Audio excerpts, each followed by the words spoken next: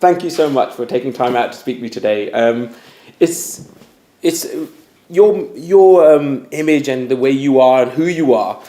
It surpasses you as someone who's quite mischievous and someone who's quite enlightened, but also very humorous and I have to say quite informed in some things that sometimes people don't even take time to consider and take a moment to look at some of the smaller things in life instead of always tackling the big things. So I guess I have to ask, I mean, where did the message and how did you discover the light, I guess, that you are now shining upon everyone else? I also thrive on the sunlight. You're right. And we have a lot of it in India. Right. The most important thing, the most important aspect of my life is I never identified anything as small or big. Even today, I pay the same level of attention to everything. I have no anything small or big. I have to kind of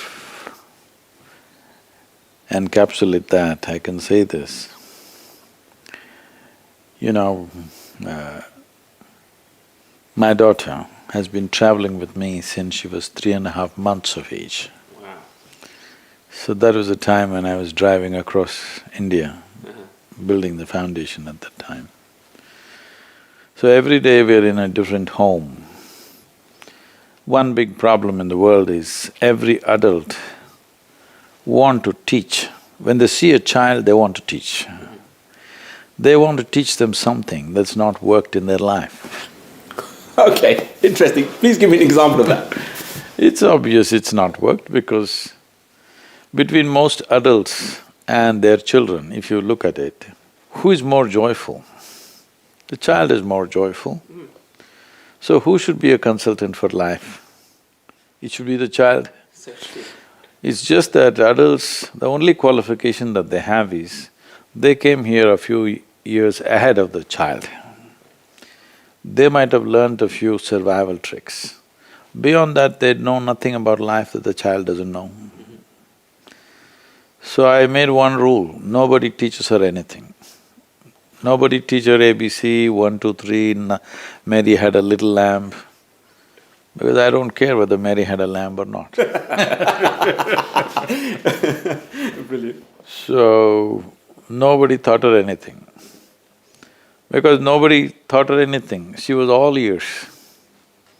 By the time she was 18 months, she was speaking 3 languages fluently. And many other things like that, because no overload of trying to teach her anything. She simply picked up whatever she can.